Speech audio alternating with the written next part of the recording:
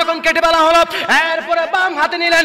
এরপরে ইয়াজিদ বাহিনীরা কেমন নিষ্ঠুর ছিল, ডান হাত কেটে ফেলার পরে বাম হাতে নিয়ে নেওয়া হলো, ওই বাম হাতে কেটে ফেলা হলো। এরপর দাঁতের মধ্যে নিলেন, এরপর দাঁত থেকেও ফেলে দেওয়া হলো। শেষ পর্যন্ত এমন বীরত্ব দেখে ইয়াজিদ বাহিনীর হিংসা হয়। একবার বলি ইয়া রাসূলুল্লাহ, আরো জোরে বলি ইয়া হাবিবাল্লাহ, ঈমানি আওয়াজ দিয়ে বলি ইয়া রাহমাতাল্লিল। ওই নবীকে মুহাব্বত করতে চায় কে চায় না? আরেকটু জোরে বলুন, চায় কে চায় না? এবার হযরতে আব্বাস আলান্দার রাদিয়াল্লাহু তাআলা আনহু কারবালার প্রান্তে যখন শিশু 6 মাসের শিশু ইমাম আলী আসগর যখন পানির জন্য কাতরাচ্ছিলেন, যখন তিনি কাতরাচ্ছিলেন, ওই 6 মাসের শিশু ইমাম আলী আসগর তখন ইমাম হোসেন বললেন, ঘোষণা করলেন, ইয়াজিদ বাহিনী তোমাদের কাছে কিছু চাই না, কিন্তু তোমাদের যা করার তোমরা তাই করো। আমাদের সাথে তোমাদের যদি শত্রুতা থাকে তাহলে থাকতে পারে। যদি আমার নবীর আহলে বাইত যারা আছে, যারা কারবালার প্রান্ত এসেছে, ওদের সাথে যদি তোমাদের শত্রু থাকে তাহলে থাকতে পারে, আমি মেনে নিলাম। কিন্তু যে আমার কুলের মধ্যে আমার 6 মাসের দুধের শিশু ইমাম আলী আসগর, তিনি তো কথা বলতে পারে না, গুনাহ চিনে না, ভালো চিনে না, খারাপ চিনে না, এই শিশুর সাথে তো তোমাদের কোনো দুষ্টুতি থাকতে পারে না, শত্রুতা থাকতে পারে না। তোমাদের কাছে কিছু চাই না, আমি তোমাদের কাছে একটা জিনিস চাই, তোমরা আমার 6 মাসের আলী আসগরকে একটু পানির জন্য ব্যবস্থা করো। সেজন্য বলি, প্রত্যেকের নামাজ না, প্রত্যেকের সিজদা আল্লাহর দরবারে যায় না, প্রত্যেকের রুকু আল্লাহর দরবারে যায় না। দাড়ি থাকলে, টুপি থাকলে, দিলা থাকলে, মেচুয়াক থাকলে, নফল ইবাদত বেশি থাকলে, ফরজ নামাজ বেশি থাকলে, নফল রোজা বেশি থাকলে ইমানদার হওয়া যায় না।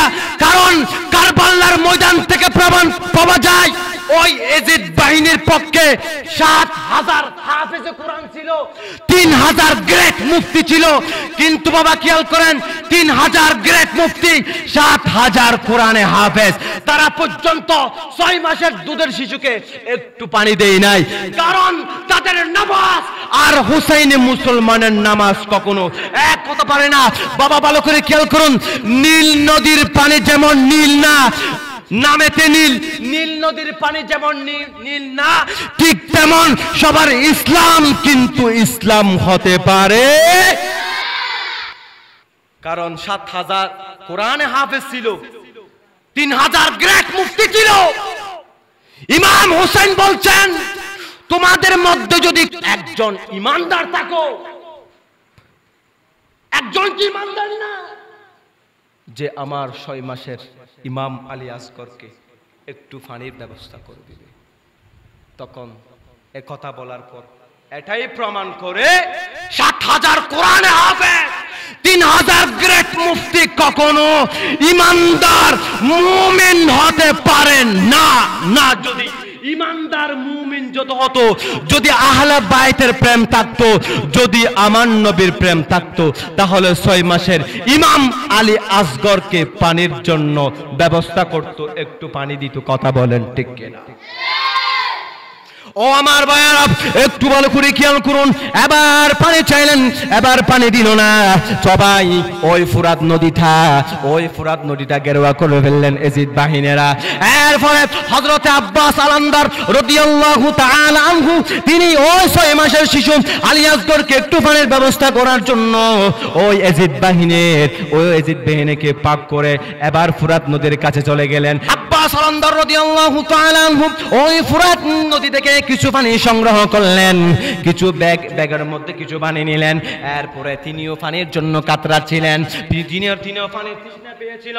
এবার আব্বাস আলান্দার রাদিয়াল্লাহু তাআলা আনহু পানি খাবার জন্য চেয়েছিলেন। তখন তিনার মনে পড়ে গেল, এখানেও তো 6 মাসের শিশু ইমাম আলী আসগর পানির জন্য কাতরাচ্ছে।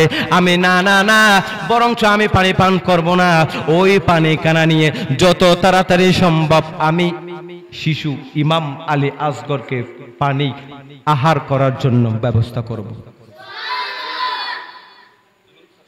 পানির জন্য এরপরে আব্বাস আলান্দার রাদিয়াল্লাহু তাআলা আনহু যে বাবা বীরত্ব নিয়ে ওই ইয়াজিদ বাহিনীকে ব্যাট করে ফুরাত নদীর মধ্যে চলে গেলেন একান থেকে পানি নিয়ে।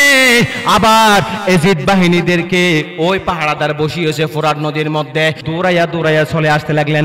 এবার তিনাকে দেখে ফেললেন ইয়াজিদ বাহিনী, এরপরে পিছন থেকে ইনাকে তীর মারা হলো। না না না, এরপর বীরত্ব নিয়ে ওই পানি নিয়ে ইমাম হুসাইনের কাছে যেতে লাগলেন। 6 মাসের দুধের শিশু আলী আসগরের কাছে যেতে লাগলেন। 2-4 জন ইয়াজিদ বাহিনী মিলে আব্বাস আলান্দার রাদিয়াল্লাহু তাআলা আনহু ধরে ফেললেন। ধরে ফেলার পরে ডান হাতের মধ্যে ওই পানির বাটিটা নিয়েছে, এবার ডান হাত কেটে ফেলা হলো। ডান হাত যখন কেটে ফেলা হলো, এরপরে বাম হাতে নিলেন। এরপরে ইয়াজিদ বাহিনীরা কেমন নিষ্ঠুর ছিল, ডান হাত কেটে ফেলার পরে বাম হাতে নিয়ে নেওয়া হলো, ওই বাম হাতে কেটে ফেলা হলো। এরপর দাঁতের মধ্যে নিলেন, এরপর দাঁত থেকেও ফেলে দেওয়া হলো। শেষ পর্যন্ত এমন বীরত্ব দেখে ইয়াজিদ বাহিনীর হিংসা হয়। হিংসা হওয়ার কারণে ওই কারবালার প্রান্তের মধ্যে ইয়াজিদ বাহিনীরা শহীদ করে দিয়েছিল। তার মানে বোঝা গেল ওই পানি আনতে গিয়ে পানি আনতে পারলেন না, ইয়াজিদ বাহিনীর কাছে শহীদ হলো। ডান হাত হারালো, বাম হাত হারালো, এমনকি নিজের জীবন দিয়ে দিল। ইনার রওজা শরীফ হচ্ছে ইয়েমেনে ইমাম হুসাইনের রওজা থেকে 300 কিলোমিটার দূরত্ব। ওই যেদিন থেকে উনাকে ইয়েমেনের জমিনে দাফন করা হয়েছে, সেদিন থেকে উনার রওজা মোবারক থেকে অটোমেটিকলি পানি বের হতে লাগলেন। এখনো পর্যন্ত কিয়ামত হওয়া পর্যন্ত ইনার রওজা মোবারক থেকে অটোমেটিকলি পানি বের হতে থাকবে। জোরে বলুন সুবহানাল্লাহ। শুধু 1 হাত না, 2 হাত না, 1 কেল পরিমাণ, 1 গলা পরিমাণ, 1 হাঁটু পরিমাণ ইনার রওজা মোবারকের চারপাশে পানি। কেন যদি প্রশ্ন করেন, তাহলে ওই শিশু ইমাম আলী আসগরের মোহাব্বত থাকার কারণে শিশু ইমাম আলী আসগরকে পানি পান করার জন্য চেষ্টা করেছিল, ওই কিন্তু পারে না। এই চেষ্টাটা করেছে কারণ এটার জন্য মুস্তাফা খুশি হয়েছে, মহান রব্বুল আলামিন খুশি হয়েছে। তো আশিকুর রাসূল যাদের অন্তরে আহলে বাইতের প্রেম আছে এবং মোহাব্বত আছে, তারা দুনিয়ার থেকে চলে যাবার পরেও আল্লাহ রাব্বুল আলামিন তাদের গোপনে আল্লাহ রাব্বুল আলামিন তাদেরকে কি দান করেছেন, কি মর্যাদা দান করেছেন, সেটা তারা আলেমে বরজাহ যাওয়ার পর আল্লাহ দুনিয়ার সকল মানুষকে দেখিয়ে দেন। জোরে বলুন সুবহানাল্লাহ।